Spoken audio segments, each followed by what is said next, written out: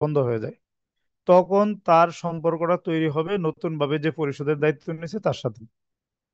কিন্তু কিছু কিছু সিচুয়েশন আছে যে সিচুয়েশনে পুনরায় সে ট্রান্সফারের কাছে বা তার যে পাওনা মানে এই সে যাকে ঋণ দিয়েছে এই তার ডেটরের কাছে সে টাকা চাইতে পারবে। তো এখানে একটা সিচুয়েশন বলছে, if the payer is declared bankrupt in his life time, যদি ওই পেয়ার যিনি পরিশোধের দায়িত্ব নিয়েছেন, দায়িত্ব নেওয়ার পরে সে যদি আজীবনের জন্য দেউলিয়া ঘোষিত হয়ে যান, অথবা যে প্রতিষ্ঠান দায়িত্ব নিয়েছে এই প্রতিষ্ঠানকে যদি কোর্ট দেউলিয়া ঘোষণা করে, এটা আসলে সত্য না মিথ্যা? সত্য। তাইলে যিনি পরিশোধের দায়িত্ব নিয়েছেন তিনি যদি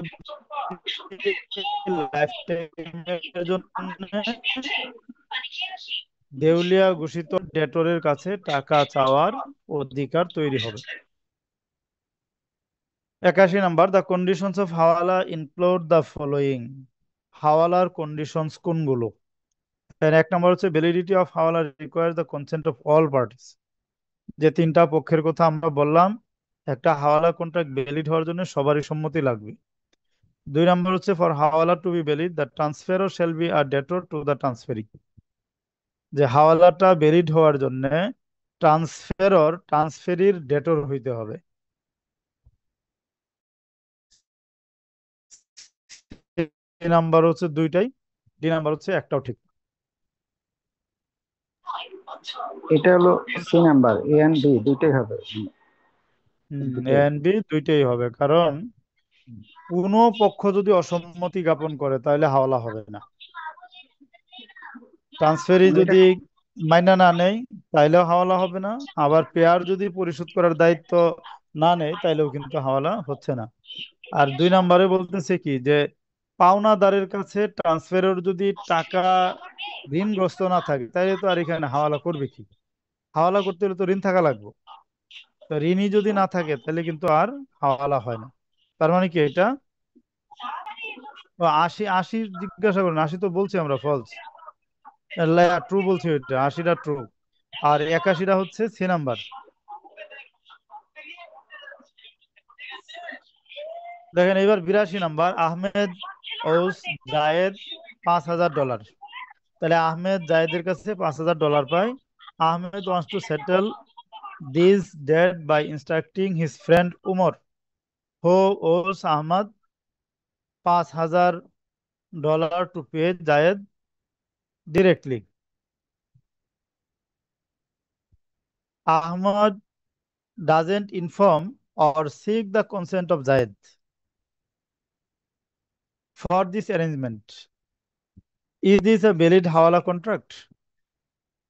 Then তাহলে আহমদ জায়েদের কাছে $5,000 পায়, আর আহমদ তার বন্ধু উমরকে বলল, যার কাছে সে $5,000 পায় আর কি, তাকে বলল যে তুমি $5,000 জায়েদকে দিয়ে দিও, টু পে জায়েদ, জায়েদকে দিয়ে দিও, হ্যাঁ।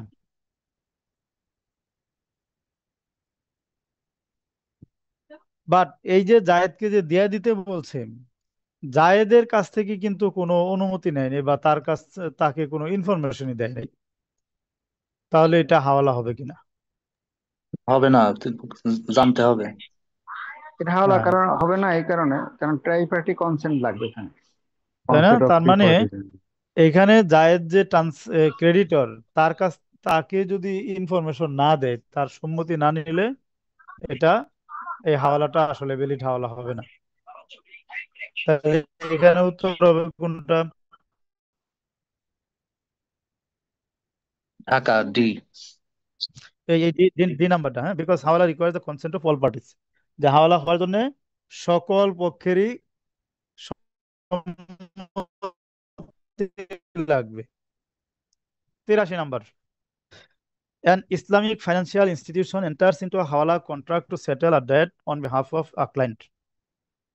তাহলে একটা ইসলামিক ব্যাংক তার একজন ক্লায়েন্টের পক্ষে হাওয়ালা কন্ট্রাক্টে রাজি হয়েছেন, তার মানে গ্রাহকের পক্ষে ইসলামিক ব্যাংক টাকা পরিশোধ করার দায়িত্ব নিয়েছেন।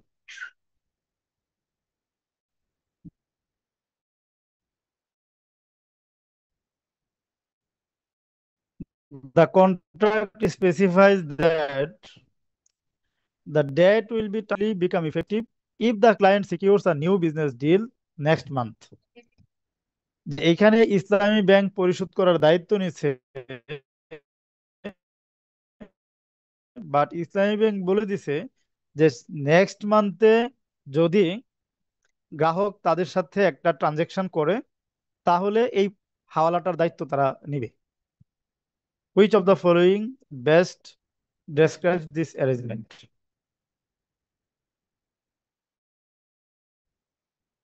এরকম তো কোনো শর্ত দেওয়া যাবে না।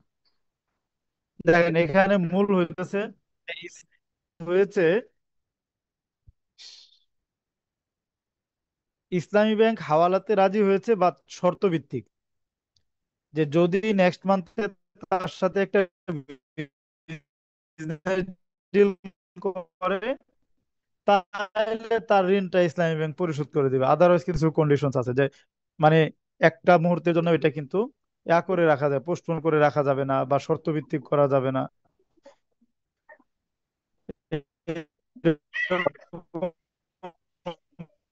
বেশ অনেকগুলো শর্ত হাওলার ভ্যালিড হয় না।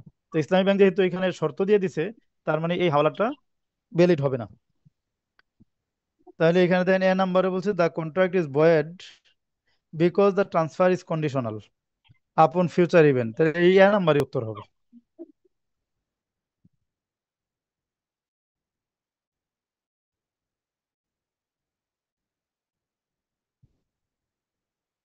কারণ এখানে এতেই বলছে যে এখানে এই হাওয়ালাটা ফিউচার ট্রানজেকশনটা হইলে হাওয়ালা হবে, আদারওয়াইজ হবে না। হবে না, তো এইরকম শর্ত থাকলে হাওয়ালা বাতিল। 84 নাম্বার দেখেন, আর ডেটর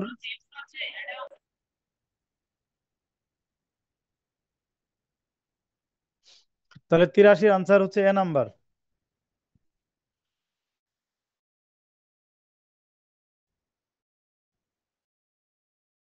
84 নাম্বার, আর ডেটর আলী 1000 কুয়েতি দিনার। তাহলে আলী হ্যাজ আ হাওয়ালা contract with a third party Khalid who owes Ali 1100 Kuwaiti dinars. Hawala contract specifies that Khalid will settle Ali's debt with Bokor, and in return, Ali will transfer his claim to the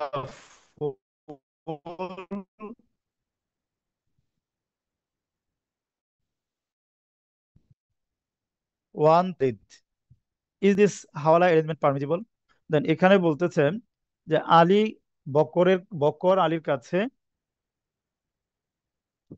হ্যাঁ,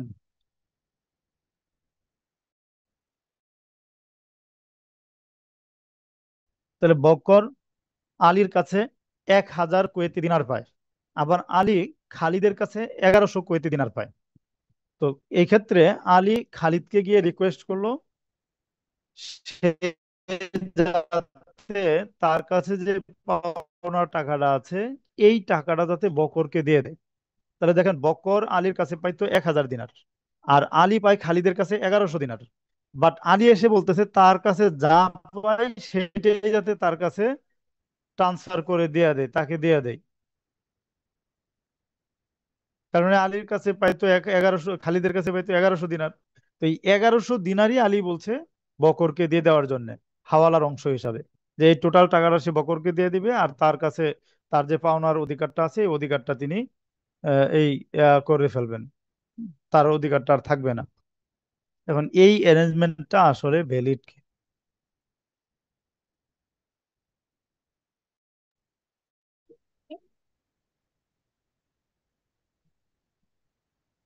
এটা তো valid হবে না, কারণ ঋণের অতিরিক্ত তো এখানে মানে শর্ত দেওয়া- এখানে ভ্যালিড হবে, কারণ ও, ওই না মানে ভ্যালিড হবে, কারণ ঠিক আছে এটা তো ইন্টারেস্টের আগে কোনো থাকতে কথা কোনো নেই তো শর্ত এখানে। নেই, এখানে মূল পেমেন্টের সময়। ঘটনাটা কিন্তু হাওয়ালা ঠিক হ্যাঁ, আছে, সমস্যাটা হ্যাঁ, হচ্ছে 1000 আর 1100, মূল সমস্যাটা হচ্ছে এখানে।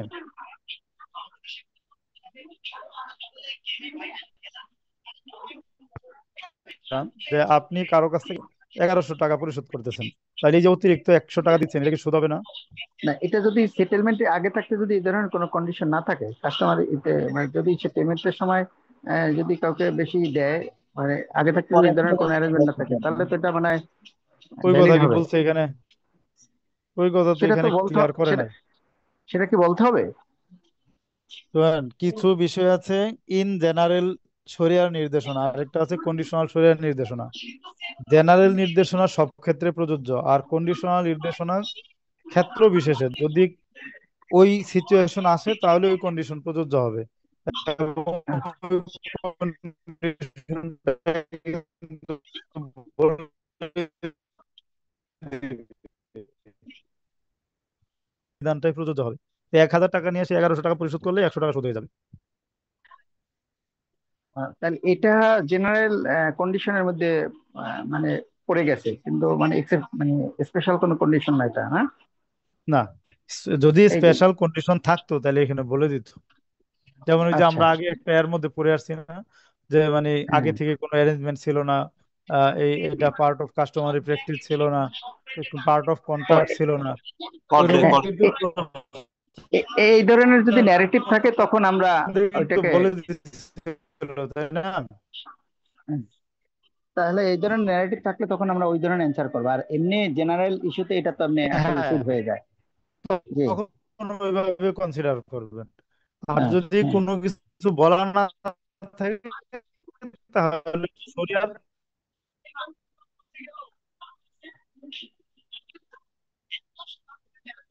হ্যাঁ, যে যখন জেনারেলি থাকবে তখন জেনারেল নির্দেশনাটাই ফলো করতে হবে।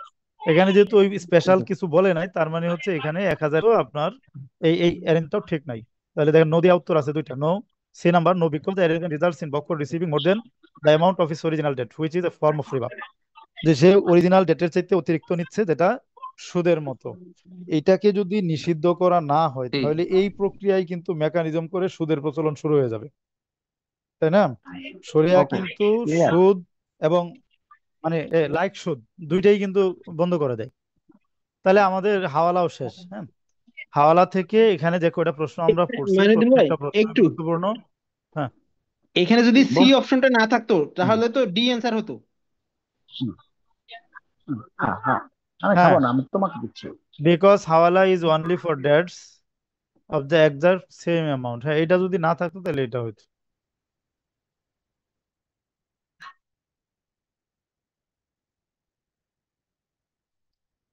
তাহলে 84 নাম্বারটা আপনারা সি ধরে রাখেন, এটা হচ্ছে সুদের একটা মানে রূপ হয়ে যাচ্ছে, যে এটাকে যদি এই অ্যালাউ করা হয় তাহলে এই প্রক্রিয়ায় কিন্তু মেকানিজম করে সুদ খাওয়ার একটা প্রচলন হয়ে যাবে।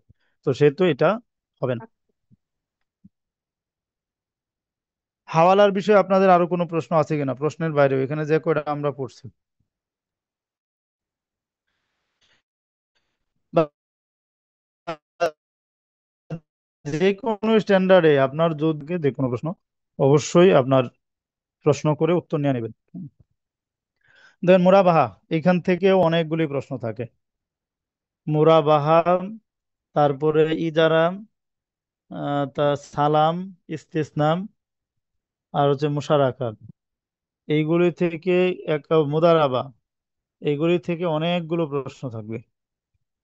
বিশেষ করে মুরাবাহা, ইজারা আর হচ্ছে মুদারাবা, এই তিনটা থেকে ধরেন এই 10-12টা প্রশ্ন থাকবে এই তিনটা স্ট্যান্ডার্ড থেকে, মুরাবাহা, ইজারা আর হচ্ছে মুদারাবা, আরো বেশিও থাকতে পারে। দেন মুরাবাহার প্রথম প্রশ্ন হচ্ছে, তাহলে মুরাবাহার মূল বিষয়টা কি? মুরাবাহাটা হচ্ছে মূলত লাভে বিক্রি, যেখানে কস্ট প্রাইসটা ডিক্লেয়ার করতে হয় এবং প্রফিটটাকে আলাদাভাবে ডিক্লেয়ার করতে হয়। শুধু প্রফিট ডিক্লেয়ার করলেও হবে না, কস্ট প্রাইসটাকেও ডিক্লেয়ার করতে হবে।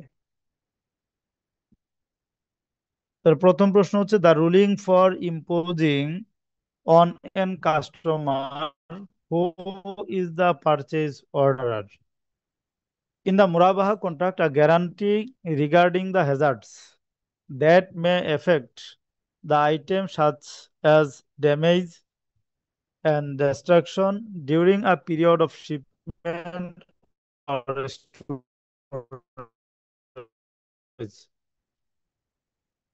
Murabaha, then ruling for imposing a customer who is purchase orderer in a Murabaha contract.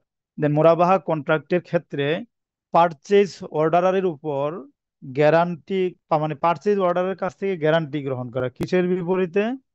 Storage এবং শিপমেন্ট অবস্থায় যদি কোনো দুর্যোগে পণ্য নষ্ট হয়ে যায়, ক্ষতিগ্রস্ত হয়ে যায়, তাহলে এইটার ক্ষতিপূরণ তাকে দিতে হবে। নষ্টটা হবে কিভাবে? হ্যাজার্ডের মাধ্যমে, প্রাকৃতিক দুর্যোগের মাধ্যমে। এইটা আসলে বৈধ কিনা? এটা অবৈধ। প্রাকৃতিক দুর্যোগের কোনো কিছু নাই, যদি নেগলিজেন্সি কারণে না হয়। এইখানে মূল বিষয়টা হচ্ছে ওনারশিপ। এই বিষয়টা মাথায় রাখবে। মুরাবাহা বা বাইং সেলিং কন্ট্রাক্টের ক্ষেত্রে পণ্যের মালিকানা যার, পণ্য সংক্রান্ত যত ধরনের ঝুঁকি আছে এইগুলো তাকেই বিয়ার করতে হবে। বাইং সেলিং কন্ট্রাক্টের ক্ষেত্রে যে পণ্য যার মালিকানায় থাকবে, পণ্যের মালিক যে, পণ্যের যত ঝুঁকি আছে ঝুঁকিগুলি তাকেই বিয়ার করতে হবে। দেখেন এখানে বলছে মুরাবাহা কন্ট্রাক্টের ক্ষেত্রে কার কাছ থেকে গ্যারান্টি নিচ্ছে? পারচেজ অর্ডারের কাছ থেকে। তার মানে পারচেজ অর্ডার কিন্তু এখনো গ্রাহক হয়নি। গ্রাহক হয়ে গেলে তো আর পারচেজ অর্ডার থাকতো না, সে সরাসরি গ্রাহকই কিন্তু হয়ে যেত। তো এই গ্রাহক না হওয়া অবস্থায় পণ্যের মালিকানা কিন্তু ব্যাংকের বা সেলারের। গ্রাহক যখন মুনাফার ভিত্তিতে কিনে নিয়ে নিবেন, তখন এটার মালিক হবে সে। কিনে নেওয়ার আগ পর্যন্ত মালিকানা কিন্তু সেলার বা ব্যাংকের। তো সেলার বা ব্যাংকের মালিকানা থাকা অবস্থায় কোনোভাবেই সম্ভাব্য গ্রাহকের উপর কোনো কিছুর ঝুঁকি কিন্তু চাপায়া দেওয়া যায় না। এই জায়গার মধ্যে এই উল্টা কাজটাই করা হয়েছে, যে পারচেজ অর্ডারের কাছ থেকে হ্যাজার্ডের বিপরীতে গ্যারান্টি নেওয়া হচ্ছে যে যদি হ্যাজার্ডের কারণে শিপমেন্ট অবস্থায় বা স্টোরেজ অবস্থায় ক্ষতিগ্রস্ত হয়, তাহলে তাকে ক্ষতিপূরণ দিতে হবে বা ক্ষতিটা বিয়ার করতে হবে। তার মানে এটা ইনভ্যালিড। ডিড দেখেন আটা। এখানে প্রথম তিনটাই পারমিজিবল বলছে, তাহলে ইমপারমিজিবল আছে একটাই, তার মানে এটা আর পড়ারই দরকার নেই। Because it is considered a road risk that should be borne by the commodity owner. ওই ওই কথাটাই বলছে। তাহলে উত্তর হচ্ছে D number. Then 86, Hamish al-Jiddiya and Arbun are characterized by the following in common. এখানে তিনটা দৃষ্টিভঙ্গি তুলে ধরা হয়েছে। এই তিনটা দৃষ্টিভঙ্গির কোন দিক থেকে হামির, জিদ্দিয়া এবং আরবুন এটা কমন বা এক? দেন প্রথম হচ্ছে entire amount of is use to cover cases of breach of undertaking. হামির, জিদ্দিয়া এবং আরবুন দুইটাকেই আন্ডারটেকেন ব্রিচিং এর ক্ষেত্রে ব্যবহার করা হয়। দুই নাম্বার হচ্ছে both are agreed on before the contract is concluded. দুইটাই কন্ট্রাক্ট সম্পাদনের পূর্বে নেওয়া হয়। C number both constitute part of the price upon fulfilment of an undertaken. Undertaken বা প্রমিস পূরণ করার পর দুইটাই পার্ট অফ প্রাইস হিসাবে কনসিডার হয়। কিন্তু এ হবে স্যার এটা। এটা সি হবে। সি হবে ভাই, সি। সি কেন হবে? কারণ এখানে হচ্ছে ভাই কারণ যে part of price upon fulfilment of an agreement, মানে এটা এগ্রিমেন্টের যে যে কোনো আন্ডারটেকিং এর এটা পার্ট হিসেবে ধরা হয়, প্রাইসের পার্ট হিসেবে ধরা হয় হচ্ছে আরবুনকে। আর হ্যাঁ, আমির যে দুইটাই আসলে আর হামিদ দেওয়া হচ্ছে, যদিও এটা এই হিসেবে প্রমিস হিসেবে নেওয়া হয়, কিন্তু এটা হইলে গিয়ে আপনার ওই ইয়াতে হইলে কি বলে প্রমিস রক্ষা না করলে ওটা ওখান থেকে ক্ষতিপূরণটা বাদ দিয়ে টাকাটা দিয়ে দেবে। দুইটাই আন্ডারটেকিং আসলে। একটা হলো প্রমিজের শেষে মানে অবস্থা, আর একটা হলো আহ, মানে কন্ট্রাক্ট কনক্লুডেশন। দুইটাই আন্ডারটেকিং।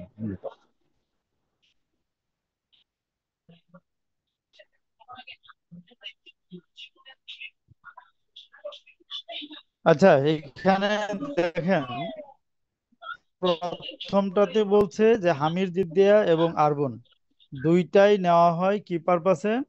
যে তারা যে আন্ডারটেকিং করেছে এই আন্ডারটেকিং যদি ব্রিচ করে, সেই ক্ষেত্রে সেলারের যদি ক্ষতি হয়, সেই ক্ষতির বিষয় ঝুঁকিটাকে মিনিমাইজ করার জন্য এই হামির জিদ্দা এবং আরবন দুইটাই নেওয়া হয়।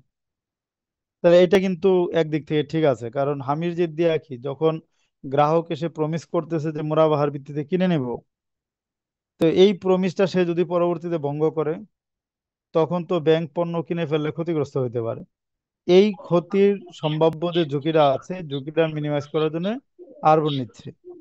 আবার হামির জিদ্দিয়া নিচ্ছে, আরবনটা নিচ্ছে কখন, কন্ট্রাক্ট করার পরে সে বলতেছে যে আমি 5 দিনের মধ্যে কন্ট্রাক্টটা টার্মিনেট করব, যে আমি এটা দাম দর সবকিছু ঠিকঠাক করে ফেললাম, 5 দিনের মধ্যে আমি টাকা দিয়ে পণ্যটা নিয়ে যাব।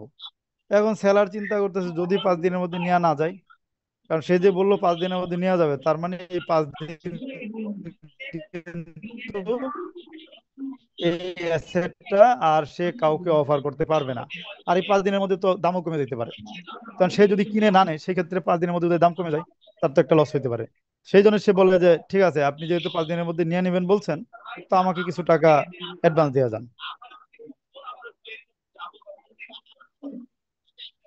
তাহলে সে এই দিক দিয়ে 5 দিনের মধ্যে নিয়ে নিবে, এক কন্ট্রাক্টটা এক্সিকিউশন করবে, এই আন্ডারটেকিং দিয়েছে। আর এইটা ব্রিজ করলে যে সম্ভাব্য ক্ষতি হইতে পারে, সেই ক্ষতিটা মিনিমাইজ করার জন্য আরবনটা নেওয়া হয়েছে। তাহলে এই দিক থেকে কিন্তু এটা ঠিক আছে। বি নাম্বার এটা কোনোভাবেই ঠিক না, কারণ হামির জিদ্দিয়াটা প্রমিজিং স্টেজে, আরবনটা হচ্ছে কন্ট্রাক্ট করার পরে। সি নাম্বারটা হচ্ছে দুইটাই পার্ট অফ প্রাইস হিসেবে বিবেচিত হয়, এই জায়গায় কিন্তু একটু সমস্যা আছে। সমস্যাটা হচ্ছে আরবন পার্ট অফ প্রাইস, কোনো সন্দেহ নাই, যেহেতু কন্ট্রাক্ট করার পরে এটা অ্যাডভান্স অ্যাডভান্স হিসাবে নেওয়া হচ্ছে, তাহলে অ্যাডভান্সটা অলওয়েজ পার্ট অফ প্রাইস হয়। হামির জিদ্দিয়ার ক্ষেত্রে বলা হচ্ছে যে যদি গ্রাহক তার প্রমিস ফুলফিল করে, তাহলে মাস্ট রিফান্ড টু দা এই পারচেজ অর্ডার, তাকে কিন্তু টাকাটা একবারে আবশ্যিকভাবে ফেরত দিয়ে দিতে হবে। বাট তারা যদি সম্মত হয়, তারা যদি এগ্রি হয়, সেই ক্ষেত্রে হামির জিদ্দিয়াটাও অ্যাডভান্স পেমেন্ট হিসাবে বিবেচিত হতে পারে। এটা কিন্তু শর্ত সাপেক্ষে। আরবনটা একবারে নিঃশর্তভাবে পার্ট অফ প্রাইস, হামির জিদ্দিয়াটা কিন্তু শর্ত সাপেক্ষে পার্ট অফ প্রাইস হইতে পারে। তো এই জন্য এই প্রশ্নটা আসলে কনফিউজিং। হ্যাঁ, এইখানে আসসালামু আলাইকুম। আমাকে যদি বলেন তাহলে আমি বলবো এটাই হচ্ছে মোর কারেক্ট। না এটাতে সমস্যা হলো মইন ভাই, আসসালামু আলাইকুম, তামজিদ বলছিলাম। হুম। এইটাতে জি। প্রবলেম হইতেছে এন্টায়ার অ্যামাউন্টটার কথা বলছে দুইখানেই। তো আরবুন তো এন্টায়ার হুম। অ্যামাউন্ট রাখা যায়, আর হামিদ জিদিয়াটা রাখা যায় হচ্ছে to the extent of loss. এটাই হচ্ছে, এই কারণেই এটা আসলে কারেক্ট হওয়ার কথা না। আর দুইটার এই মধ্যে নাম্বারে তো এই নাম্বারটা কারেক্ট হওয়ার কথা না, কারণ ইন্টার ইন্টার অ্যামাউন্ট ইউজের কথা বলছে, অফ ইজ ইউজ। জি, আসলে এটা তো এইভাবে ইউজ হয় না। না মানে ওই আরগুন পুরোটাই রাখা যায়, কিন্তু হামিদ জিদ্দিয়া শুধুমাত্র আমাদের পরবর্তী আরো কিছু এমসিকিউ কোয়েশ্চেনে সামনে আছে, যেখানে ওই যে কত টাকা হামিদ জিদ্দিয়া রাখতে পারবো, কত টাকা ফেরত দিতে পারবো, এখানে অ্যামাউন্ট দিয়ে বলা হচ্ছে। তো এখানে মূল জিনিসটা হচ্ছে হামিদ জিদ্দিয়া প্রমিসরি স্টেজে নেওয়া হয়, এবং কোনো ভায়োলেশনের জন্য ব্যাংকের যে অ্যাকচুয়াল লসটা হয় শুধুমাত্র ওই লসটুকুই রাখতে পারা যায় হামিদ জিদ্দিয়া থেকে, বাকিটা ক্লায়েন্টকে ফেরত দিতে হয়। আর গুণ এন্টায়ারটাই রাখা যায়। এই এই কারণে দুইটা, এই নাম্বারটা আসলে কমন না, মানে এন্টায়ার অ্যামাউন্ট রাখা যায় না। অ্যাকচুয়ালি সিটা ঠিক আছে, বিকজ যখন কন্ট্রাক্টটা হয়ে যায়, মুরাবাহা কন্ট্রাক্ট হয়ে যায়, তখন আমি হামিদ জিদ্দিয়া হিসেবে যা নেই বা আরগুন হিসেবে যা নেই, ওটা দিয়ে ওর ইনস্টলমেন্ট অ্যাডজাস্ট করা যায়। তো আমার আন্ডারস্ট্যান্ডিং হচ্ছে সি টাকা। আমি এটা কিন্তু শুরুতেই বলে নিচ্ছি যে এটার উত্তরটা হচ্ছে কনফিউজিং, এটাতে আমরা কোনো কালেই কেউ একমত হইতে পারি নাই। এইখানে আপনি যদি পড়েন, এইখানে আপনি কত টাকা রাখবেন না রাখবেন না, এই কথা কিন্তু এখানে বলা হয়নি। দেখেন এখানে কি বলা হয়েছে, entire amount of each is use to cover the cases of breach of undertaking. এই সব দুইটা ক্ষেত্রে টাকাটা গ্রহণ করা হয় আন্ডারটেকেন ব্রিজকে ঝুঁকিমুক্ত করার জন্য। কারণ আপনি কত টাকা রাখবেন না না রাখবেন সেটার কথা কিন্তু এখানে বলা হয়নি। তো এইখানে হচ্ছে এটা বিষয়। কিন্তু এটাকে যদি আপনি ওই ব্যাখ্যা অনুযায়ী ধরেন, তাহলে এটা আপনার ব্যাখ্যা ঠিক আছে। করার বিষয়টাকে সিকিউর করার জন্য এই অ্যামাউন্টটা নেওয়া হচ্ছে। তো এইখানেও আপনি যে ব্যাখ্যাটা করছেন এই ব্যাখ্যাটা করার তো সুযোগ আছে, করতে পারেন।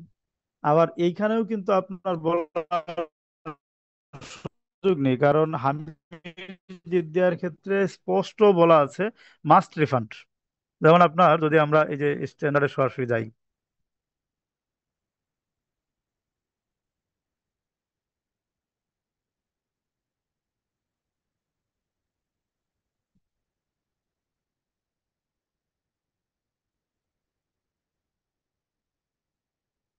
কোনটাতে আমরা, হ্যাঁ,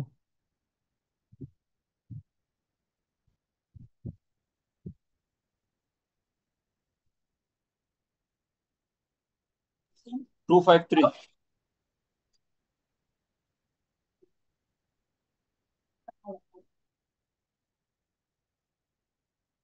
দেখেন এই যে এখানে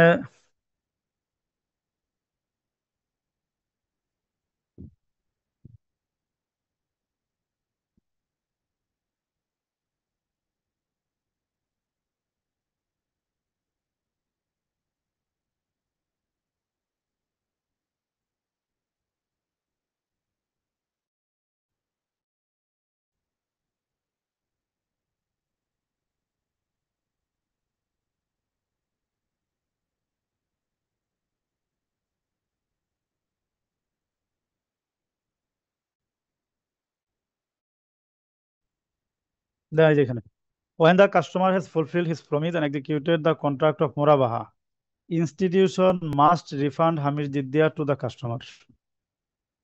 তারপরে কি বলছে, the institution is not entitled to receive any amount out of Hamid Jiddiya except in case of breach of promise as laid down at. It is permissible for the institution to agree. যদি তারা agri করে তাহলে এটাকে price হিসাবে রেখে দিতে পারবে, otherwise প্রতিষ্ঠানের কিন্তু রাখার সুযোগ নেই, মাস্ট রিফান্ড। তো এই জন্য আপনার এটাকে পার্ট অফ প্রাইস হামির জিদ্দিয়াকে ইন জেনারেল নেওয়ার কিন্তু কোনো সুযোগ নেই। এই জন্য এইটা আপনার এই উত্তরটাই আসলে একটা ডিফেক্টিভ উত্তর আমার দৃষ্টিতে, দুইটাই। এখানে ওই আমরা শুরু থেকেই এইখানে এই 3 নাম্বারের ক্ষেত্রেও একটা গ্রুপ আমরা ছিলাম, আমাদের মধ্যে ছিল, আবার নাম্বারের ক্ষেত্রেও একটা গ্রুপ ছিল। এই জায়গা আমি আপনাদের উপরই ছেড়ে দিলাম, আপনারা যেটা ভালো মনে করেন উত্তর দিয়ে দেন।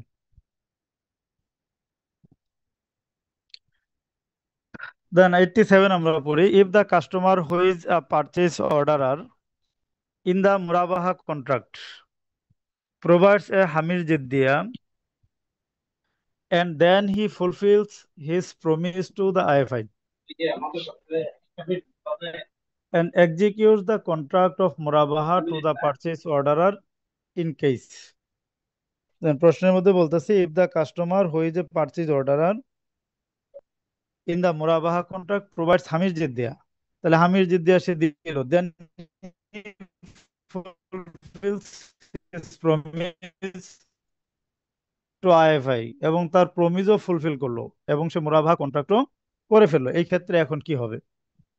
তাহলে ওই যে আমরা একটু আগে পড়ে আসছি, সে যদি কন্ট্রাক্ট তার এই প্রমিস ফুলফিল করে তখন প্রতিষ্ঠানের কাজ হচ্ছে মাস্ট রিটার্ন হামির জিদ্দিয়া। তো এখানে নাম্বার দেখেন আছে কি,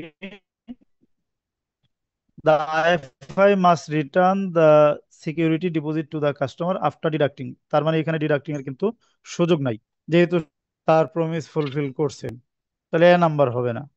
বি নাম্বার কি বলছেন, return the deposit to the customer and they may not agree to consider, এটাও হবে না। তাহলে সি নাম্বার বলছে must return the security deposit to the customer and IFI may agree. তার মানে এটা আমরা একটু আগে পড়ে আসছি যে আইএফআই যদি may agree with the customer on signing মুরাবাহা contract, the amount of security deposit will be deducted from the price payable to the customer. Customer যে টাকাটা পরিশোধ করবে সেখান থেকে এই টাকাটা ডিডাকশন করে ফেলতে পারে, তার মানে অ্যাডভান্স হিসাবে রেখে দিতে পারে। তো সেই হিসাবে আমাদের সিটা হচ্ছে সঠিক উত্তর। ভাইয়া 86টা ডি হয় কিনা, ই হয় কিনা, ই? 86 হওয়ার কোনো সুযোগ নেই, হবে না। এটা আপনারা ওই যে তামজিদ ভাই যে যুক্তি দিল ওই যুক্তিতে যদি যান তাহলে সি দিতে পারেন, আবার ওই আরেক যুক্তিতে আপনি এও দিতে পারেন। দেন আমরা ওইটাতে যেতে যাচ্ছি না, ওইটা ওই পর্যন্তই রেখে দেন। আপনার সি আর এ দুইটাই ধরে রাখেন, আপনারা নিজেরা একটু গবেষণা করেন, যেটা আপনার মন যেদিকে সায় দেয় ওইদিকে উত্তর দিয়ে দিবেন। Then 88, it is permissible that the contract of Murabaha stipulates that the customer shall pay an amount of money or a percentage taking of debt on the basis of undertaking to donate in the event of delay on his part in paying installments on their due date. তাহলে এক নম্বরে বলতেছে customer একটা amount of money পরিশোধ করবে বা ডেটের একটা পার্সেন্টেজ সে পরিশোধ করবে ডোনেশন হিসাবে, যদি সে সময় মতো ইনস্টলমেন্ট গুলি দিতে না পারে। তাহলে এটা ঠিক আছে না? মুরাবাহার ক্ষেত্রে গ্রাহক যখন ডিফল্টার হয় তখন তার কাছ থেকে ওই ওভারডিউ পিরিয়ডে ডোনেশন হিসাবে একটা এক্সট্রা অ্যামাউন্ট আদায় করার সুযোগ আছে। তাহলে এটা এটা কিন্তু পারমিসিবল। বি নাম্বার হচ্ছে the date of payment of debt shall be extended in exchange for an additional payment. এইটার কি কোনো সুযোগ আছে যে এডিশনাল এগুলো 1 বছর, তার কাছ থেকে আরো 10% অতিরিক্ত নিয়ে সময়টা 1.5 বছর করে দেওয়া হলো, টাইম রিশিডিউলিং করে দেওয়া হলো, এটার কি কোনো সুযোগ আছে? না। কন্ট্রাক্টটা কিন্তু মুরাবাহা কন্ট্রাক্টের ক্ষেত্রে মার্কআপ আপনি যা করবেন এট দা টাইম অফ কন্ট্রাক্ট আপনার যত ইচ্ছা তত, বাট এখানে শরিয়া রেয়া হচ্ছে যাতে জুলুম করা না হয়। এই এই একটা নির্দেশনা শুধু আছে যে জুলুম হয়ে যাতে না যায়, সেই জুলুমকে এড়ায়া আপনি যত বেশি আপনি প্রফিট চাইলে করতে পারেন, কোনো সমস্যা নেই। কিন্তু একবার মার্কআপ করে ফেলার পরে সেকেন্ড আর এখানে কোনো ধরনের মার্কআপ করার বা এক্সট্রা কোনো কিছু চার্জ করার সুযোগ নেই। তো সেই ক্ষেত্রে রিশিডিউলিংও যদি করি, রিশিডিউলিং করাটা বৈধ, বাট অতিরিক্ত কোনো কিছু চার্জ করার সুযোগ নাই। তাহলে বি নাম্বারটা ইমপারমিজিবল। প্রশ্নে বলছে কোনগুলি পারমিজিবল মুরাবাহা কন্ট্রাক্টের ক্ষেত্রে, তাহলে এটা হবে না। সি নাম্বার হচ্ছে the owners of the item will not be transferred ownership of the item will not be transferred to the customer until the full payment of the selling price. এইটার কিন্তু কোনো সুযোগ নেই। মুরাবাহার ক্ষেত্রে আপনি রিসিভেবল এই deferred রাখতে পারেন, বাট যেহেতু সেল কন্ট্রাক্ট, কন্ট্রাক্ট হওয়ার সাথে সাথে মালিকানা ট্রান্সফার করে দিতে হবে। এই ফুল পেমেন্ট না দেওয়া পর্যন্ত মালিকানা ধরে রাখার কোনো অধিকার মুরাবাহা কন্ট্রাক্টের ক্ষেত্রে সেলারের থাকে না, তাহলে তো সেলই হবে না। সেল মানে মালিকানা ট্রান্সফার হয়ে যাও, সেই মুরাবাহাতে সেল করছে আর বলতেছে এটা মালিকানা তার ট্রান্সফার দিচ্ছে না, তাহলে এটাও ঠিক। তো সেই হিসাবে আমাদের উত্তর হচ্ছে এ নাম্বার, এই একটাই ঠিক আছে এখানে। কারো কোনো প্রশ্ন আছে এটাতে? এই ইস্যুগুলির উপর কিন্তু বিভিন্নভাবে পেঁচিয়ে প্রশ্ন করার সুযোগ আছে, প্রত্যেকটা অপশন দিয়ে প্রশ্ন করার সুযোগ আছে। 89, it is permissible for the IFI and the customer to agree that payment of the debt due on account of Murabaha to the purchase orderer may be made in a currency different from that. তাহলে এখানে বলতেছে যে মুরাবাহা কন্ট্রাক্টের ক্ষেত্রে আইএফআই এবং customer দুইজনে মিলে সম্মত হলো যে মুরাবাহার যে পেমেন্টটা আছে এই পেমেন্টটা ভিন্ন কারেন্সিতে পরিশোধ করবে। গ্রাহক বলল সে ভিন্ন কারেন্সিতে দিবে, আইএফআইও বললো যে আচ্ছা ঠিক আছে আপনি ভিন্ন কারেন্সিতে দেন। In which the debt is generated, provided that exchange rate is determined. এখন প্রশ্ন হইল সে যে ভিন্ন কারেন্সিতে দিবে কারেন্সি কনভার্সন রেটটা কিভাবে নির্ধারিত হবে। প্রশ্নের মূল বিষয় হচ্ছে এটা যে ভিন্ন কারেন্সিতে দিতে চাইছে, ব্যাংকও রাজি হয়েছে। প্রশ্ন হচ্ছে কারেন্সি কনভার্সন রেটটা যেহেতু প্রতিদিন ভেরি করে তাহলে রেটটা কিভাবে নির্ধারণ করবে। প্রথম অপশন, when দ্য মুরাবাহা কন্ট্রাক্ট সাইন, যখন মুরাবাহা কন্ট্রাক্ট করবে তখনই কারেন্সি কনভার্সন রেটটা ঠিক করে নিবে। সে যদি ডলারে পরিশোধ করতে চায় তাহলে ডলারের ভ্যালু কত হবে, পার ডলার কত টাকা হিসাবে ধরবে, এটা কন্ট্রাক্ট করার সময় ঠিক করে নিল। 2 নম্বর অপশন হচ্ছে মুরাবাহা sale promise form, in the মুরাবাহা সেল প্রমিস ফর্ম। তাহলে মুরাবাহার সময় যখন ওই যে আন্ডারটেকেন দিছিল ওই আন্ডারটেকেনের সময় এসে ঠিক করে নিবে। 3 নম্বর হচ্ছে on the payment of its installment, যখন সে পেমেন্ট দিবে পেমেন্ট দেওয়ার সময় কারেন্সি কনভার্সন রেটটা ঠিক করবে। নাম্বার এইভাবে। হচ্ছে to ensure that the customers interest is safeguard, যে নাম্বার বলতেছে যে এখানে কাস্টমারের স্বার্থটা সুরক্ষিত করতে হবে। আপনি মূল্য যেভাবেই নির্ধারণ করেন কাস্টমারের স্বার্থ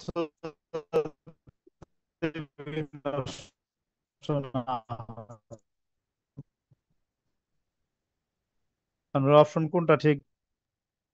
কি হবে? C C. কারেন্সি এটা কনভার্সনের ক্ষেত্রে অলওয়েজ যখন সি হবে। যখন ট্রানজেকশন করবে, হ্যাঁ, তাহলে কারেন্সি কনভার্সনটা অলওয়েজ যখন ট্রানজেকশন হবে তখনকার রেট হবে। এটা আপনার শুধু ও একটু এখানে খাওয়াও। পেমেন্ট বলে কথা না, যখন যে ধরনের ট্রানজেকশনে আসুক লেনদেনটা যখন হবে তখনকার সময়ে রেট নির্ধারিত হবে, আর অন্য কোনো রেট নির্ধারণের সুযোগই নাই। যেহেতু এখানে পেমেন্ট দেওয়ার অপশন, তার মানে পেমেন্ট যখন দিবে তখনই রেটটা নির্ধারিত হবে। যেদিন পেমেন্ট দিবে ওই দিন যে রেট থাকবে ওই রেটে কনভার্সন হবে। তাহলে কারেক্ট আনসার হচ্ছে সি। 90 নম্বর, which of the following is a feature of মুরাবাহা contract, নিচে যে বিষয়গুলো বলছে তার মধ্যে কোনটা কোনটা মুরাবাহার বৈশিষ্ট্যের মধ্যে পড়ে। একটা হচ্ছে profit must be disclosed as a percentage of the selling price. কথাটা কি ঠিক আছে? না, ঠিক নাই। হ্যাঁ, কারণ হচ্ছে সেলিং প্রাইসের পার্সেন্টেজ হিসাবে প্রফিট ডিক্লেয়ার করা এটা কোনো আবশ্যকতা নাই, ডিক্লেয়ার করা যাইতে পারে বাট আবশ্যক না। বি নাম্বার হচ্ছে purchase price will be settled on spot and sell price will be settled on deferred। এইটাও আসলে মুরাবাহার বৈশিষ্ট্যের মধ্যে। দেখেন এটা পরে কিনা, the purchase price will be settled on spot, এইটাও মুরাবাহার বৈশিষ্ট্যের মধ্যে কি পড়ে? পড়ে না। না, পড়ে না। সি নাম্বার হচ্ছে profit should not be fixed, profit নির্ধারিত হবে না, তাহলে তো মুরাবাহাই হবে না। তার মানে এটার উত্তর হবে নান অফ দ্য অ্যাবাভ, একটাও ঠিক না।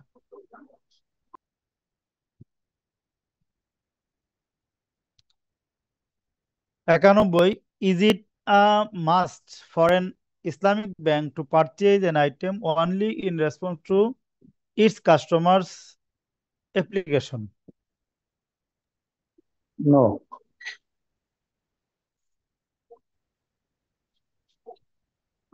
কারণ কি? কাস্টমারের রেসপন্স করবে সেটা তো ভায়াবল ভায়াবল হবে না, ভায়াবল নাও হতে পারে। মানে একটা প্রতিষ্ঠানের জন্য সেখানে কাস্টমারের তো ওই ওখানে অন্য কোনো না না, কানেকশন এইখানে থাকতেছে। মূল বিষয়টা হচ্ছে যে মুরাবাহার ভিত্তিতে ব্যাংক গ্রাহকের কাছে বিক্রি করবে। এখন মুরাবাহা পণ্যটা গ্রাহক অ্যাপ্লিকেশন করার পরে ব্যাংক কিনবে, এইটাই একমাত্র অপশন। কারণ এখানে বলতেছি ইজ ইট এ মাস্ট, যে ব্যাংকে অবশ্যই মুরাবাহার ভিত্তিতে বিক্রি করতে গেলে বা মুরাবাহা ট্রানজাকশন করতে গেলে গ্রাহক অ্যাপ্লিকেশন করার পরেই তাকে পণ্যটা কিনতে হবে। এরকম কোনো বাধ্যবাধকতা কি আছে মুরাবাহা কন্ট্রাক্টের ক্ষেত্রে? না, এরকম কোনো বাধ্যবাধকতা নাই। এটাই হচ্ছে মূল বিষয়, কারণ এটার কোনো বাধ্যবাধকতা নাই। অ্যাপ্লিকেশন পরে করার পরেও কিনতে পারে, অ্যাপ্লিকেশন করা ছাড়াও কিনা রেখে দিতে পারে যদি ল অফ ল্যান্ড অ্যালাউ করে, তাই না? স্যার তার ওই মানে এটা হচ্ছে no. None, yes sir. No, no, কারণ এরকম কোনো বাধ্য আছে। 92, which of the following is sir true in sir the concept of মুরাবাহা contract? জি। স্যার 90 স্যার একটু ইয়ে ছিল যে বি নাম্বারে স্যার, যে ব্যাংক তো অন স্পটে মাল কিনলো, মাল কিনে ডিফার্ড প্রাইসে তো সেলার কাছে মানে বিক্রি করে ব্যাংক আর কি যদি পার্টির কাছে। ব্যাংক যদি বাকিতে কিনা গ্রাহকের কাছে এই ডেফার্ডে বিক্রি করে কোনো সমস্যা আছে? না, সমস্যা নাই। তাইলে আচ্ছা, এইটা সঠিক হয় কেমনে? ঠিক আছে স্যার, বুঝতে পারছি এবার। হ্যাঁ, এইবার আসেন 92, which of the following is true in the context of a মোরাবাহা কন্ট্রাক্ট। মোরাবাহা কন্ট্রাক্টের কনটেক্সটে নিচের কোনটা সঠিক? এ নাম্বার হচ্ছে customer shall always identify the source of supply. কথাটা কি ঠিক আছে? যে কাস্টমার সব সময় সোর্স অফ সাপ্লাই সে ঠিক করে দিবে, না, ঠিক না তো। কাস্টমার বলে দিবে কই থেকে কিনবে, এটা কাস্টমার ঠিক করে দিবে, তাহলে এটা ঠিক না। বি নাম্বার হচ্ছে ইসলামিক ব্যাংক শ্যাল রিজেক্ট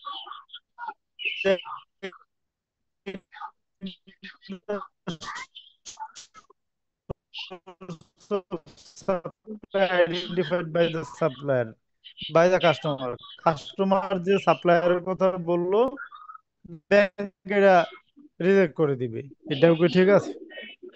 না, করতে এটা ঠিক নাই। করতে পারে স্যার এটা। সব সময় যেরকম কাস্টমার সোর্স অফ সাপ্লাই ঠিক করে দিবে না, আবার কাস্টমার যদি কোনো সোর্স অফ সাপ্লাইয়ের কথা বলে এইটাও রিজেক্ট করা, এটা ব্যাংকের কোনো কাজ না, তাই না? ব্যাংক তো এটা যদি রিজনেবল দেখে তাহলে অবশ্যই সে নিতে পারে। এটাকে সে অ্যাকসেপ্ট করবে। আর যদি ব্যাংক মনে করে যে না এটা ঠিক না, সেই ক্ষেত্রে সে রিজেক্ট করবে। কিন্তু রিজেক্ট করবে এইটা ব্যাংকের কাজ না, রিজেক্ট করাটা ব্যাংকের কাজ না, ঠিক? তাই না? ব্যাংক রিজেক্টও করতে পারে আবার নিতেও পারে, দুইটাই সুযোগ আছে ব্যাংক। সি নাম্বার হচ্ছে Islamic bank may decline to carry out the transaction if the source of supply identify by it exist. Bank একটা সোর্স অফ সাপ্লাইয়ের কথা, কাস্টমার যদি বলে যে না আমি এই সাপ্লাই থেকে পণ্য নিব না, সেই ক্ষেত্রে ব্যাংক বললো যে ঠিক আছে তোমার সাথে আমি মুনাফা করবো না। ঠিক আছে না এটা? এখানে এটা সি ঠিক আছে। নাম্বার ঠিক আছে। ঠিক আছে না এটা? হ্যাঁ, ঠিক কারণ আছে। ব্যাংক বলল যে আমি এই সোর্স অফ সাপ্লাই থেকে পণ্যটা কিনে দিব। এখন গ্রাহক যদি বলে না আমি এই সোর্স অফ সাপ্লাই থেকে নিব না, সেক্ষেত্রে ব্যাংকের অধিকার আছে সে ট্রানজেকশনটাই বাতিল করে দিবে। May decline to carry out the transaction, ট্রানজেকশনটা সে ডেক্লাইন করে দিবে। তাহলে এইটা মুরাবাহা কন্ট্রাক্টের কনটেক্সটে ঠিক আছে। তাহলে সঠিক উত্তর হবে C. 93, which of the following is correct, কোনটা সঠিক? দেখেন এ নাম্বার বলছে the customers commitment to purchase is must prior to an Islamic bank purchase an item.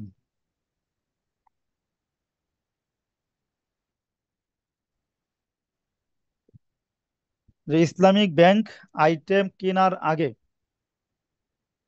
অবশ্যই কাস্টমারকে কিনে নেওয়ার কমিটমেন্ট করতে হবে, মানে আন্ডারটেকিং টু পারচেজ, এটা কাস্টমারকে অবশ্যই করতে হবে।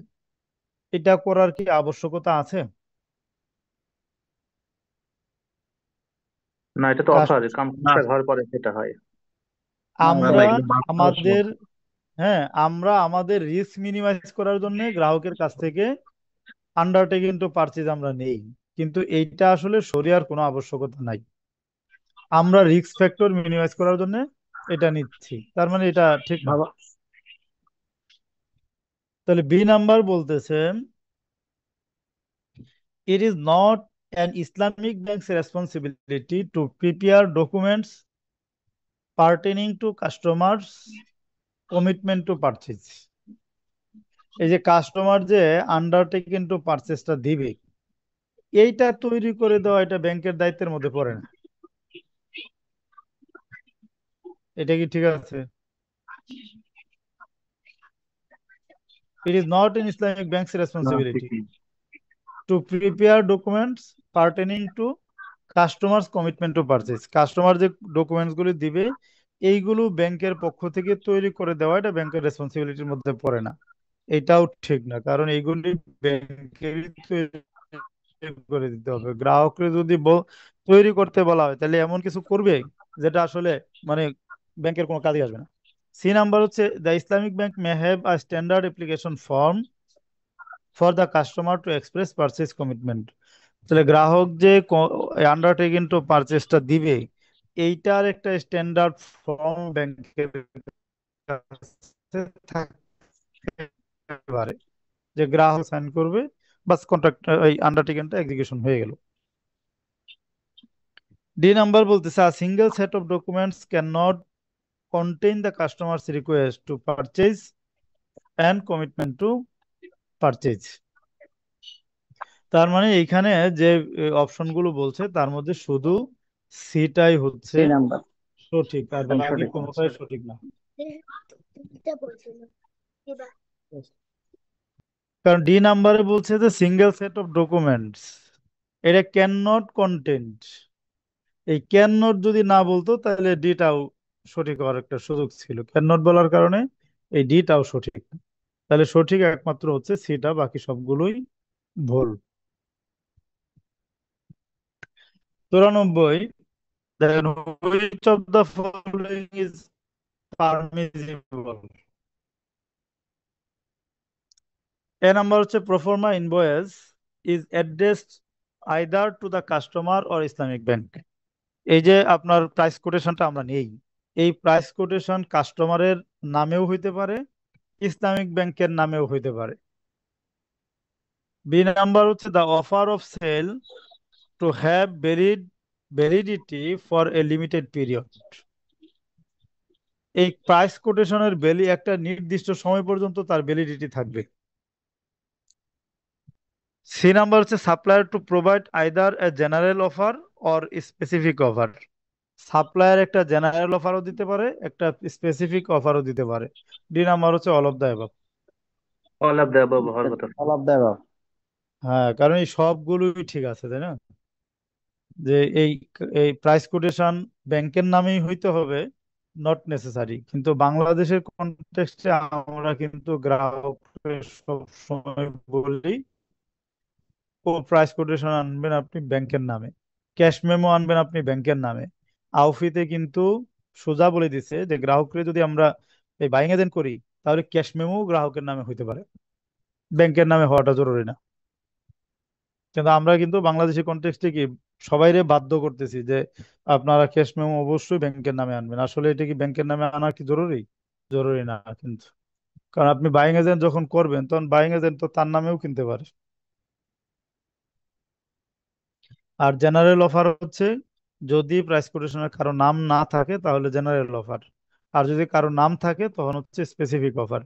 তো যে প্রাইস কোটেশনটা ব্যাংকের কাছে নিয়ে আসবে এটা জেনারেলও হইতে পারে, স্পেসিফিকও হইতে পারে, কোনো সমস্যা নেই।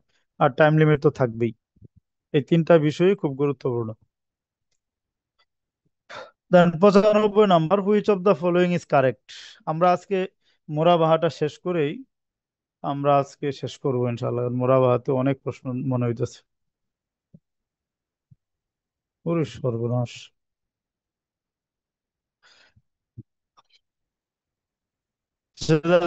তাহলে 95, which of the following is correct. Islamic bank may carry out the Murabaha contract irrespective of the customer's acceptance of the offer made by the supplier. কথাটা কি ঠিক আছে? না, ঠিক না, এটা সাপ্লায়ার ঠিক যে নাই। প্রাইস কোটেশনটা দিল, এই কোটেশন যদি গ্রাহক অ্যাকসেপ্ট করে ফেলে সেই ক্ষেত্রে ওই কোটেশনের উপর কি ব্যাংক মুরাবাহা করতে পারে? না, এটা হ্যাঁ, ঠিক। পারে। এটা মুরাবাহা করতে পারে না, কারণ প্রাইস কোটেশন মানে হচ্ছে একটা অফার। যদি গ্রাহকের নামে প্রাইস কোটেশন দেয়, মানে স্পেসিফিক প্রাইস কোটেশন যেটা, এটা যদি দেয় তার মানে এটাই অফার। এখন গ্রাহক যদি এটা অ্যাকসেপ্ট করে ফেলে তার মানে গ্রাহক এবং সাপ্লায়ারের মধ্যে বাইং সেলিং কন্ট্রাক্টটা এক্সিকিউশন হয়ে যায়। এরপরে বাকি থাকে সাপ্লায়ারের টাকা পরিশোধ করা। তো ব্যাংক যদি ওই কোটেশনের উপর বিনিয়োগ করে তখন ব্যাংক মূলত গ্রাহকের দায় পরিশোধ করতেছে, তখন আর মুরাবাহা হবে না। এই জন্য ইরেসপেক্টিভ অফ কাস্টমার্স অ্যাকসেপ্টেন্স এটা বলার কোনো সুযোগ নেই।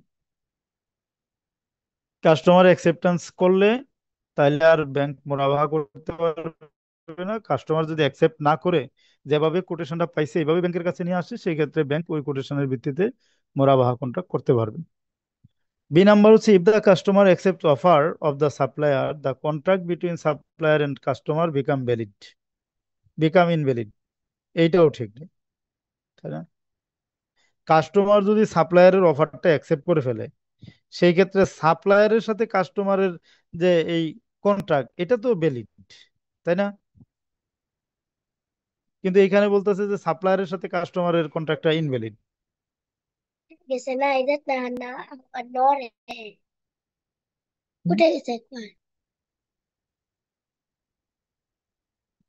ধরেন সি নাম্বার হচ্ছে the Islamic bank is allowed to accept offer only if the offer is address to it. Then Islamic ব্যাংকে শুধু ওই অফারটাই গ্রহণ করবে যে অফারটা ব্যাংকের নামে দেওয়া হয়েছে। তার মানে এখানে একটাও ঠিক না।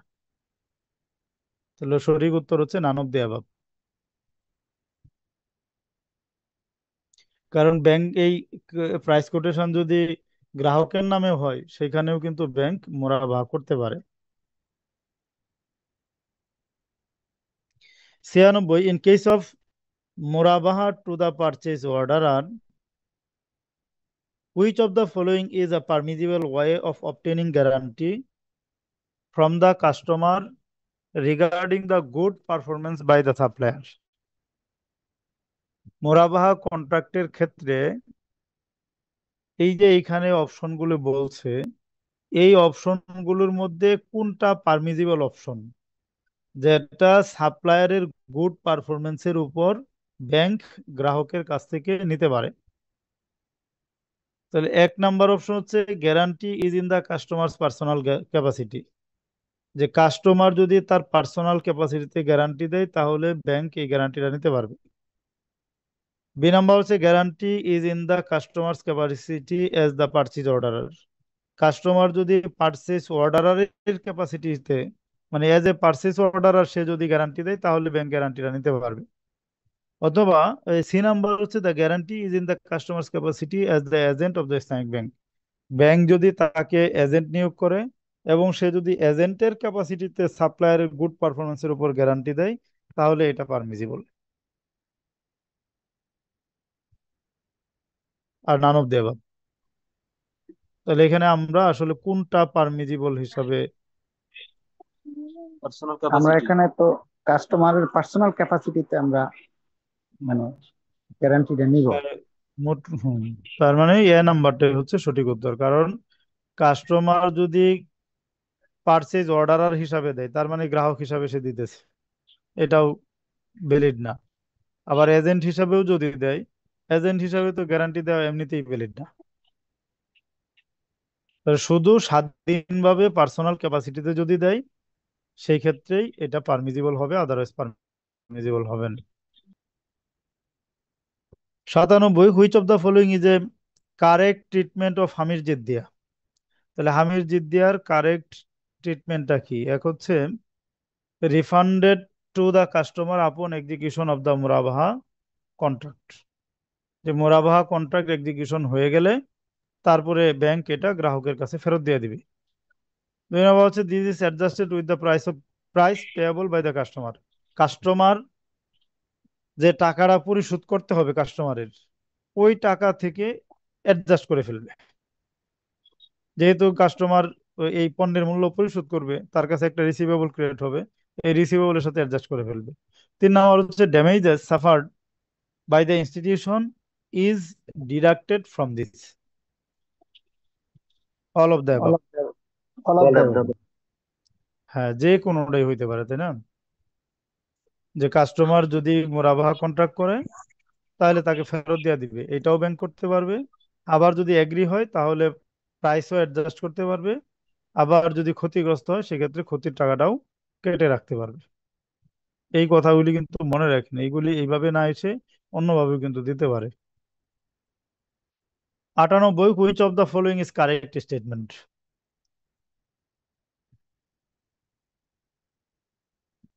দেখেন 1 নম্বর হচ্ছে it is permissible for the institution to sell any item in Murabaha transaction before it acquires such item. এটা নট কারেক্ট। কারণ কোনো কিছু বিক্রি করার জন্য মালিকানা শর্ত, মালিকানা না অর্জন করা পর্যন্ত কোনো পণ্য কেউ বিক্রি করতে পারে না। আর এখানে বলতেছে মালিকানা লাভের আগেই বিক্রি করে দিবি, তো এটা তো আসলে জায়েজ পন্থা না। বি নাম্বার হচ্ছে actual constructive either types of possession is allowed for the institution to sell the Murabaha commodity. Constructive পজিশনে আসুক বা অ্যাকচুয়াল পজিশনে আসুক, সে হ্যাঁ ঠিক আছে, এটা ঠিক। পজিশনে আসার সাথে সাথে মুরাবাহার ভিত্তিতে বিক্রি করতে পারবে, তাহলে এটা ঠিক। সি নাম্বার হচ্ছে murabaha contract with customer considered void if the contract with the supplier become void. সাপ্লায়ারের সাথে কন্ট্রাক্টটা বাতিল হয়ে গেলে মুরাবাহা কন্ট্রাক্টটাও বাতিল হয়ে যাবে। এইটাও আমার যতদূর মনে পড়ে এরকম একটা কথা কিন্তু স্ট্যান্ডার্ডে আছে,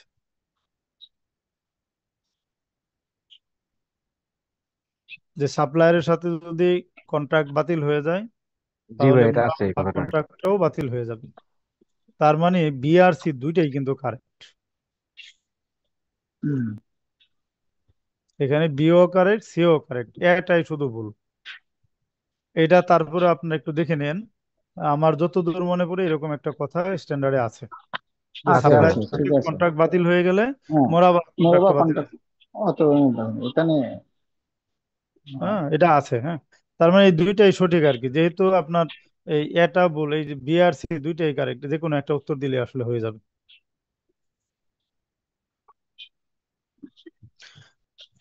99, ইট ইজ অ্যালাউড, মানে এরকম প্রশ্ন যেগুলি থাকে বুঝছেন, এগুলি কিন্তু আউফি কনসিডার করে। ধরেন বিও কারেক্ট, সিও কারেক্ট, এখন তারা তো প্রশ্ন এই দেখবে সিস্টেমে, ম্যানুয়ালি তো আর দেখবে না। সেই ক্ষেত্রে হয়তো বা ধরেন বিটা যদি তারা দিয়ে থাকে, তাহলে যারা বি উত্তর দিবে এদেরটা কারেক্ট ধরবে, সিটা কিন্তু বাদ যাবে। বা সি যদি তারা সিস্টেমে ইনপুট দেওয়া থাকে, তাহলে বি যারা দিবে এদেরটা কিন্তু ভুল হবে। তো এই জাতীয় প্রশ্নের ক্ষেত্রে আউফি যেটা করে সেটা হচ্ছে কাট মার্কস কমায় দেয়। ধরেন 70-এ 5 মার্ক, তখন এই যে একটা প্রশ্ন যদি ডিফেক্টিভ হয়, এই প্রশ্নের উত্তর 1 মার্ক, 1 মার্ক কমায় 69 করে দিবে পাশের কাট মার্কস। তো এই জন্য আপনারা সঠিক যে দুইটা নিশ্চিত হবেন, যে কোনো একটা দিলে আসলে হয়ে যাবে। 99, দেখেন, it is allowed for the institution to appoint the purchase orderer as its agent to purchase the item. এটা তো আসলে উত্তর দেওয়াই আছে। কাস্টমারের ডায়ার নিডের ক্ষেত্রে বাইং এজেন্ট নিয়োগ দিতে কোনো আপত্তি নেই, তবে ডায়ার নিড ছাড়া নিয়োগ দেওয়া যাবে না।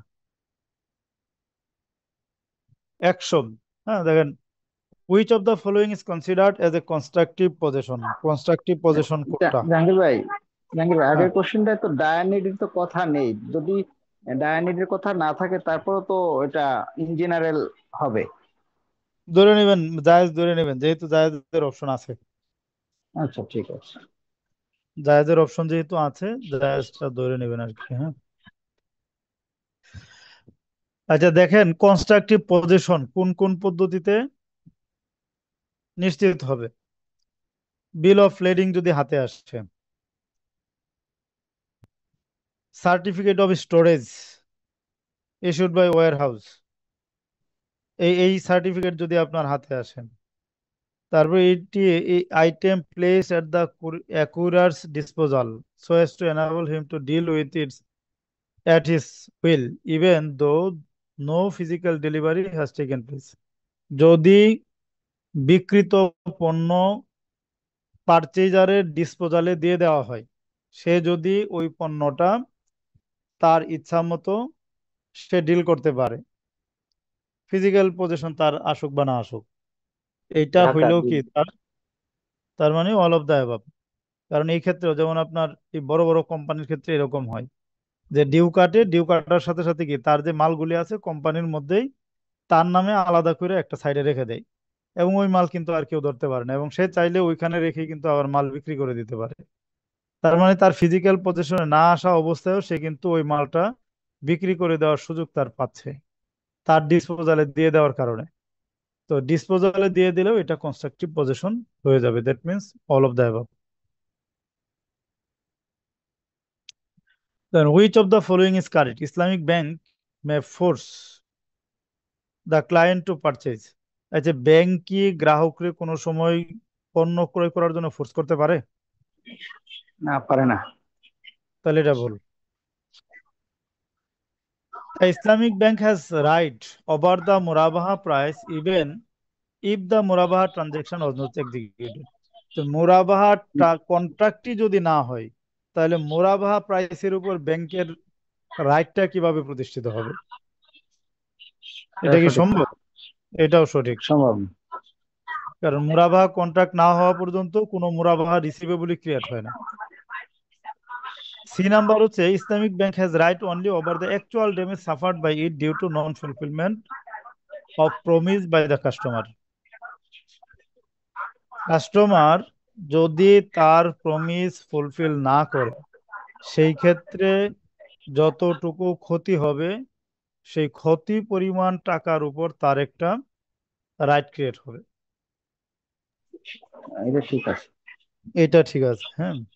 ডি নাম্বার বলছে Islamic bank has right over the হামির জিদ্দিয়া পেড বাই দ্য কাস্টমার। এটাও ঠিক না, তাই না? হামির জিদ্দিয়ার উপর ব্যাংকের কোনো অধিকার নাই। অধিকার হচ্ছে এখানে আমরা সিটাকে শুধু সঠিক পেয়েছি।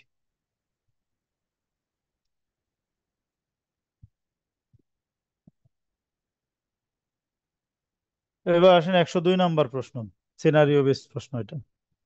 Customer x requested an Islamic bank to purchase a specified asset and also made a promise to purchase it from the Islamic bank.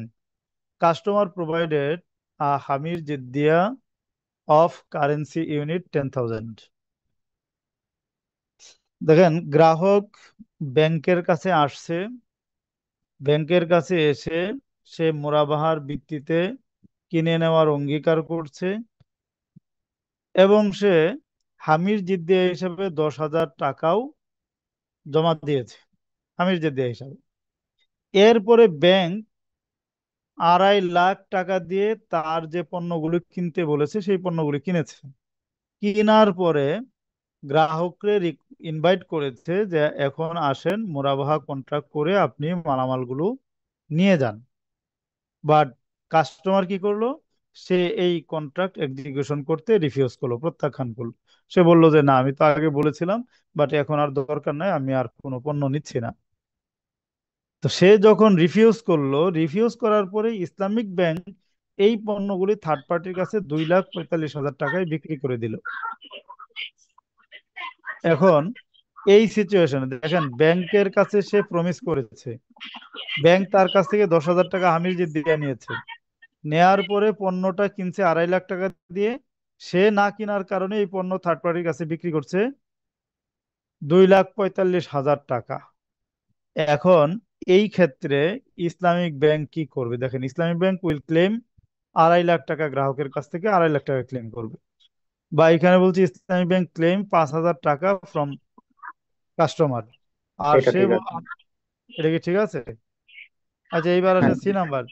Islamic bank will return 5,000 টাকা to customer. D number, there is no right or obligation of the Islamic bank regarding customer.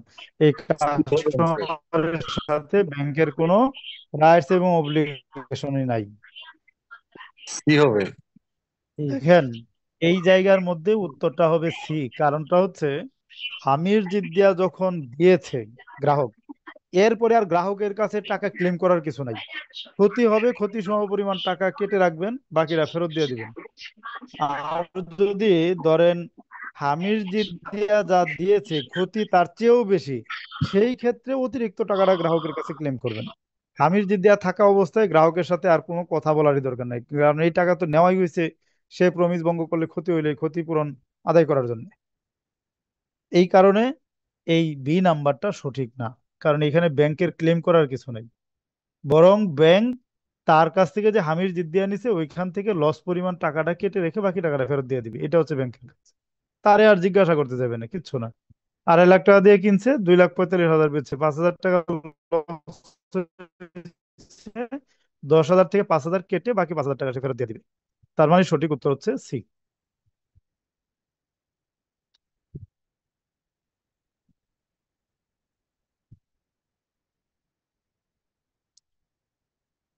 Then 103 number, which of the following is correct? 102-এ তো কারো কোনো confusion নাই। না sir. না থাকলে আমরা 103-এ আসি কোনটা সঠিক। এ নাম্বার হচ্ছে profit in murabaha transaction shall be disclosed as markup not as profit margin. কথাটা কি ঠিক আছে? ঠিক নাই। ঠিক নাই, কারণ এটা মার্কআপ না। মার্কআপ কি আপনার, এটা তো প্রফিটই, তাই না? সে যেটা ডিসক্লোজ করবে সেটা প্রফিট হিসাবে সে ডিসক্লোজ করবে। Profit in transaction shall be disclosed as a margin not as profit markup. তার মানে এটাও ঠিক।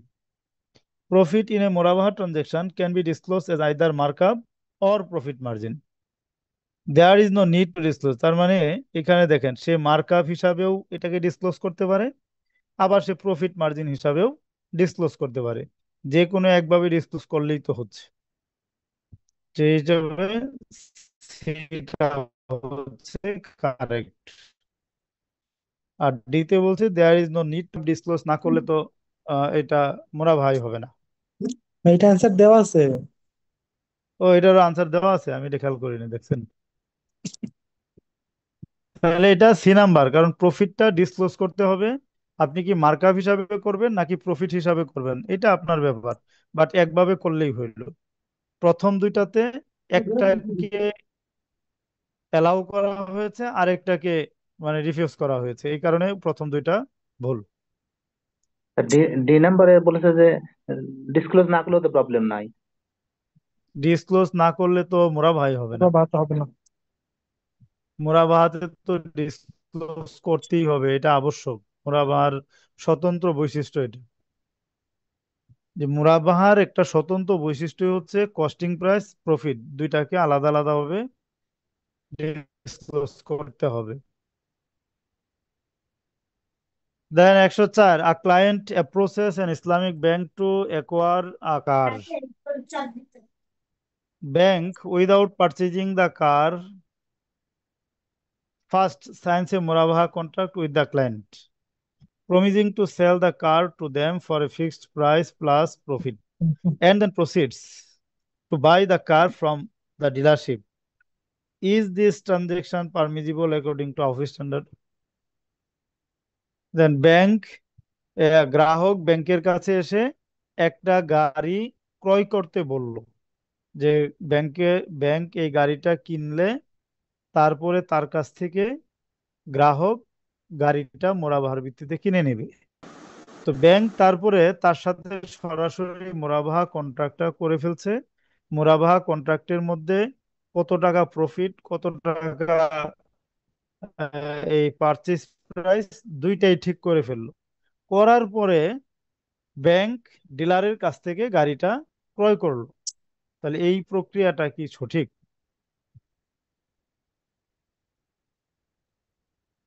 মোরাবাহা শুধু না, যে কোনো বাইং সেলিং এর ক্ষেত্রে বাই সেল করার পূর্বে অ্যাসেটের মালিকানাটা থাকতে হবে। এই জায়গায় কি অ্যাসেটের মালিকানা ব্যাংক নিছে মোরাবাহা কন্ট্রাক্টের আগে? না, কি হবে আনসার? অ্যাসেটের মালিকানাই তো নেই। আগে সে মোরাবাহা কন্ট্রাক্ট করছে, তারপরে ডিলারের কাছ থেকে গাড়িটা ক্রয় করছে। তার মানে আগে কন্ট্রাক্ট করছে, পরে গাড়ি পারচেস করছে। এটাও পুরা উল্টাটা হয়ে গেছে। তার মানে এটা ট্রানজেকশনটা সঠিক হয়নি। তাহলে নো আছে দুইটার মধ্যে। No, because the bank is not a car dealer and can not sell. এটা আসলে অপ্রাসঙ্গিক কথা, ব্যাংক তো আর ডিলার হওয়ার সুযোগই নেই বা প্রয়োজনও নাই। Because the bank did not own and possess the car before concluding the sale with the client. এইটা সঠিক, যে ব্যাংক গ্রাহকের সাথে সেল কন্ট্রাক্ট করার আগে গাড়ির মালিকানাটা নেয়নি। এই কারণে এই ট্রানজেকশন বা এই সিনারিওটা সঠিক না। তাহলে আমাদের উত্তর হচ্ছে ডি।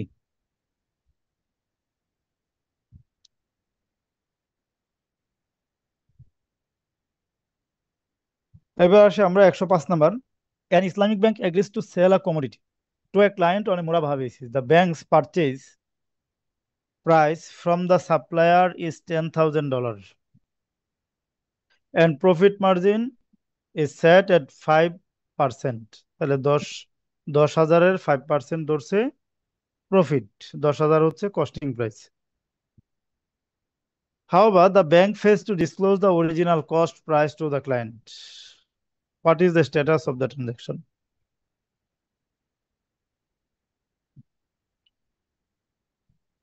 Then এখানে ব্যাংক গ্রাহকের কাছে মুরাবাহার ভিত্তিতে পণ্য বিক্রি করার জন্য সম্মত হয়েছে এবং ব্যাংক পণ্যটা কিনছে $10,000 দিয়ে আর প্রফিট ধরছে 5%, বাট সে কিন্তু অরিজিনাল কস্ট প্রাইসটা ডিক্লেয়ার করতে ব্যর্থ হয়েছে। মানে এইখানে $10,000 তো তার ক্রয় মূল্য, তো ক্রয় মূল্যের পরে এটার এই ট্রান্সপোর্টেশন কস্ট আছে, আদার্স আরো বিভিন্ন ধরনের কস্ট থাকতে পারে, এই সবকিছু মিলেই তো তার কস্টিং প্রাইস। তো এই কস্টিং প্রাইস নির্ধারণ না করে সে বলতেছে 5% প্রফিট, তাহলে এটা কি আসলে মুরাবাহা হবে?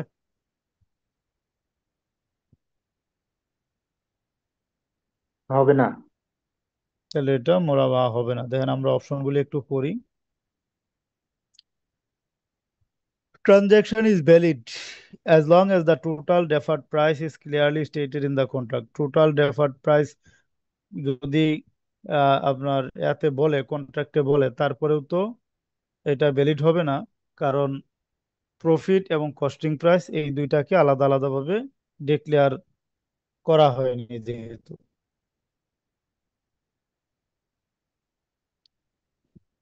B number says transaction is permissible, but the client can demand a lower profit margin due to lack of transparency. এটা একবারে আসলে অপ্রাসঙ্গিক একটা কথা। এখানে বলতেছে ট্রানজেকশন ঠিক আছে, তবে যেহেতু এখানে ট্রান্সপারেন্সির ঘাটতি আছে, সেজন্য এখানে লোয়ার প্রফিট মার্জিন দাবি করবে। সি নাম্বার হচ্ছে transaction is permissible as long as the profit margin is fixed. আসলে ট্রানজেকশন তো এখানে বলতেছে পারমিসিবল, এখানে ট্রানজেকশন তো কোনোটাই পারমিসিবল, এখানে মূলত ট্রানজেকশনটাই পারমিসিবল না। তার মানে প্রথম অংশ বলছে ট্রানজেকশন ভ্যালিড, এটা বাতিল। দ্বিতীয়টা বলছে ট্রানজেকশন পারমিসিবল, এটাও বাতিল। 3 নাম্বার বলছে ট্রানজেকশন পারমিসিবল, এটাও বাতিল, কারণ এই ট্রানজেকশনটাই পারমিসিবল হয়নি।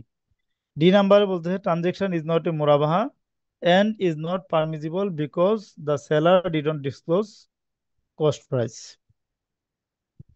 এই ট্রানজেকশনটা মুরাবাহা হয়নি, কারণ কি সে মুরাবাহার জন্য তাকে কস্ট প্রাইসটা ডিসক্লোজ করতে হবে, বাট সে ডিসক্লোজ করে নাই, এই জন্য এটা ইম্পারমিসিবল। তাহলে উত্তরটা হবে ডি।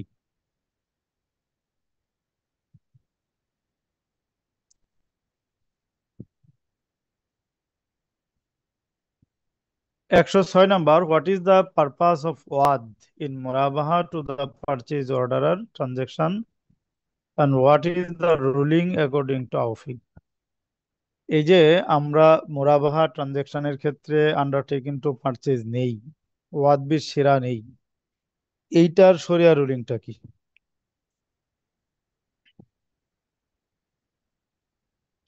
এক নম্বর অপশন দেখেন, দা ওয়াদ ইজ ইউনিল্যাটারাল, একপাক্ষিক হবে। Binding promise from the client, ক্লায়েন্টের দিক থেকে এটা বাইন্ডিং প্রমিস হবে, তাহলে এটাও ঠিক আছে। প্রথম অংশ ইউনিল্যাটারাল, এটাও ঠিক আছে। Two the purchase the asset, allowing the bank to proceed with a purchase with a certain level of security.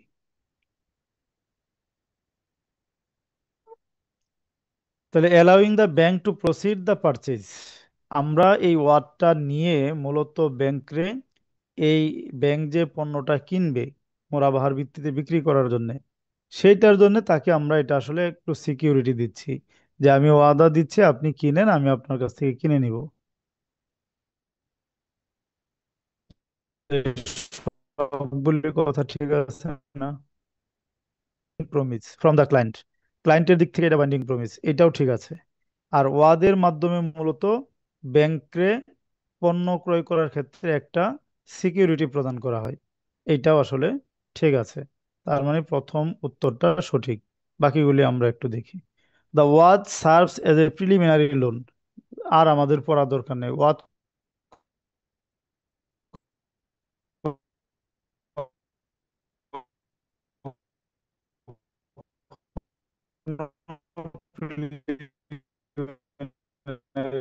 Loan হিসাবে কনসিডারেশন হয় না। সি নাম্বার হচ্ছে দ্য ওয়ার্ড is an optional, non binding, তার মানে এটাও ঠিক না, কারণ ওয়ার্ডটা অবশ্যই বাইন্ডিং। ডি নাম্বার হচ্ছে দ্য ওয়ার্ড is a binding by the হারাম, তার মানে এক নাম্বারটাই ঠিক আছে, বাকি সবগুলি অপশনই ভুল।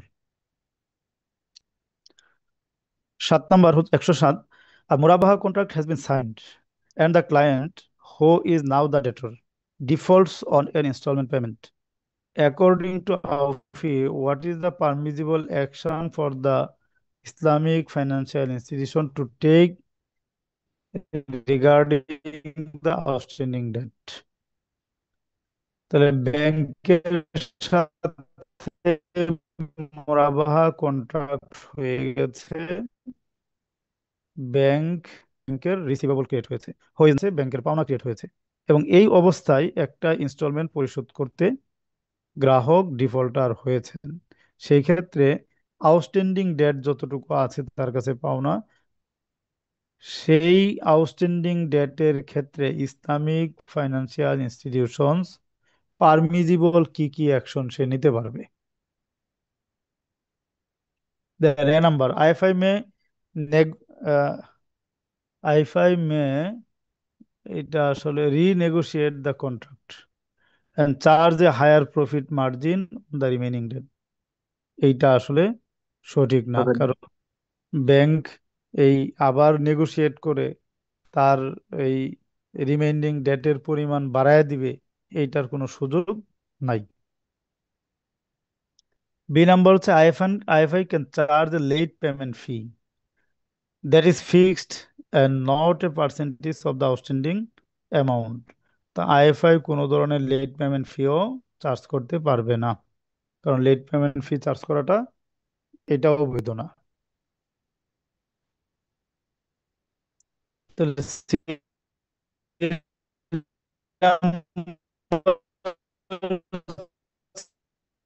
আইএফআই may impose the duration of default, ও সময়টা বাড়ায় দিবে, এটাও কি পেনাল্টি চার্জ করার কোনো সুযোগ আছে বাই মুরাবাহাতে? এইটাও সুযোগ ঠিক নেই, নেই। তার মানে এই তিনোটাই ভুল। ডি নাম্বার হচ্ছে IFI take legal action to recover the debt. IFI তার যে ডেটটা আছে এই ডেট রিকভারি করার জন্য আইনি ভাবে আগাইতে পারবে। And impose a fixed penalty which should be donated to charity. এটা এবং তাই না, সেই পেনাল্টি আরোপ করলো যেটা চ্যারিটিতে ব্যয় হবে, ইনকামে যাবে না। তাহলে এইটাকে আমরা সঠিক, আমাদের স্ট্যান্ডার্ড অনুযায়ী কি এই অপশনটা সঠিক, যে ব্যাংক লিগাল অ্যাকশনে যেতে পারবে এবং তার উপর একটা অতিরিক্ত চার্জও করতে পারবে যেটা চ্যারিটিতে ব্যয় করবে।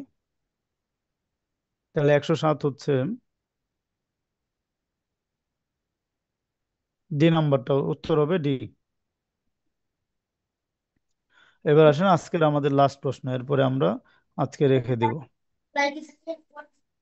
Which of the following scenario correctly demonstrates the correct sequence of মুরাবাহা transaction according to the standard? এটা আপনারা বলেন। এখানে ব্যাংকিং মুরাবাহার সিকোয়েন্সটা তুলে ধরা হয়েছে, ব্যাংক যদি মুরাবাহা করে তাহলে কোন সিকোয়েন্সটা মেনটেন হয় শুরু থেকে শেষ পর্যন্ত, হ্যাঁ, এখানে কি সিকোয়েন্স গোট হবে গুলি না গোটস বলা হবে আছে। এটা? বি বি হবে স্যার, বাংলাদেশ। গুডস হবে, গুডস হবে, হ্যাঁ। B Bangladesh sir. C C কি হবে? সি হবে। কাস্টমার রিকোয়েস্ট বুট করে কি হবে? প্রমিস তো বি দেখাচ্ছে, আপনি রিকোয়েস্টেডটা তো বি দেখাচ্ছে option. C C promises to buy a good. আচ্ছা, এখানে আপনারা তিনটা অপশন বলছেন, কয়েকজন বলছেন বি, কয়েকজন বলছেন সি, আবার একজনে বলছেন ডি, এবং যারা যেটা বলছেন তার পক্ষে যুক্তিটা তুলে ধরেন, ব্যাখ্যা দেন স্যার বিতে এখানে ব্যাংকের কিভাবে পজিশন তো ঠিক আছে। আছে, সেটা বিতে সেটা আছে। মালিকানা সি আসতে হবে বলছি ব্যাংকে। কারণ ক্লায়েন্ট তো আসলে পুরোটা এখানে তো সিকোয়েন্স বলা আছে, আপনি সিকোয়েন্সটা দেখে দেখেই বলেন এটা আসলে দিতে কি বলতে হয়?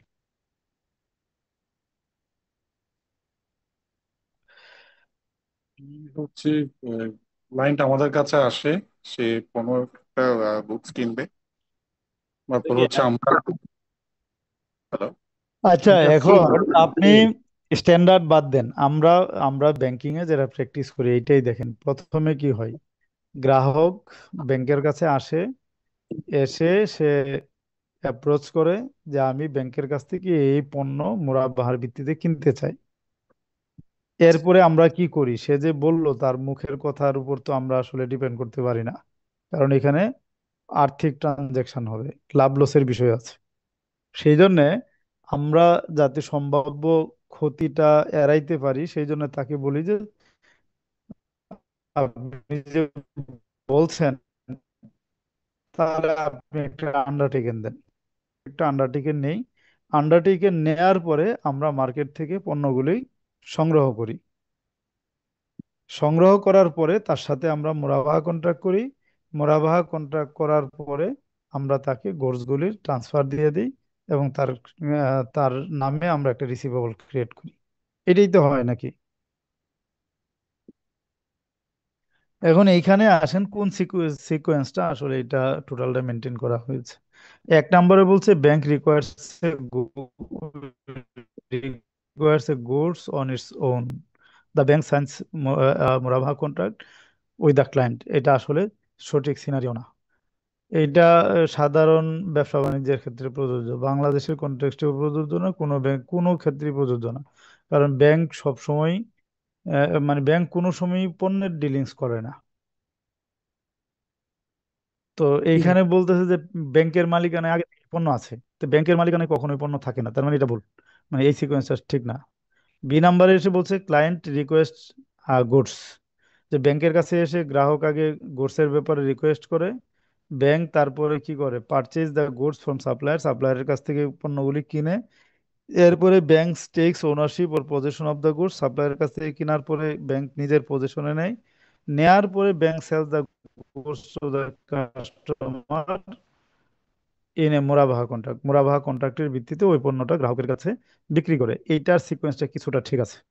তারপরে আমরা সিটা পড়ি, the client promises to buy a good, যে গুডস বাই করার জন্য প্রমিস করে, bank signs a murabaha contract with client, bank তারপরে মুরাবাহা কন্ট্রাক্ট করে, then bank acquires the goods. এই জায়গার মধ্যে উল্টাপাল্টা পেঁচাইয়া দিছে, প্রথম কথাটা ঠিক ছিল যে ব্যাংক আগে মুনাফা কন্ট্রাক্ট করে তারপরে ব্যাংক মার্কেট থেকে পণ্য কিনে, এটা আসলে ঠিক না। আগে পণ্য কিনবে তারপরে মুনাফা কন্ট্রাক্ট করবে। পণ্য কেনার আগে যদি মুনাফা কন্ট্রাক্ট করে তাহলে তো এটা মানে সঠিক হইলো না আর কি। তাহলে এটাও ঠিক না। ডি নাম্বার হচ্ছে the client requires a goods, যে গুডসের রিকোয়েস্ট করে, bank lands the client the money, এই জায়গাটা ঠিক না। কারণ ওই এই এই রিকোয়েস্ট করার পরে ব্যাংক তো তাকে টাকা ধার দেয় না, পণ্য কেনার জন্য কি তাকে টাকা ধার দেয়? তা ধার দিলে তাহলে আর মুনাফা করবে কেন? এখানে তো আসছে মুনাফার জন্য। তার মানে এখানে শুধু বি নাম্বারের সিকোয়েন্সটাই ঠিক আছে, মানে এইখানে যেভাবে বলছে এই সবগুলির মধ্যে বিটা ঠিক আছে, আর কোনোটাই ঠিক নেই। প্রথমটা বলছে ব্যাংকের মালিকানায় পণ্য আছে, সেই পণ্যের মুনাফা করতেছে, ব্যাংকের মালিকানায় আসলে কখনো পণ্য থাকে না, এই জন্য এটা ভুল। সি নাম্বার বলতেছে যে মুরাবাহা কন্ট্রাক্ট আগে করছে তারপরে পণ্য সাপ্লায়ারের কাছ থেকে কিনছে, তো পণ্যের মালিকানা নেওয়ার আগে মুরাবাহা কন্ট্রাক্ট করার কারণে এটাও ভুল। আর এখানে বলতেছে ব্যাংক তাকে টাকা ধার দিচ্ছে পণ্য কেনার জন্য, এটা আসলে মুরাবাহার ক্ষেত্রে এটা আসলে হয় না। তার মানে এই সিচুয়েশন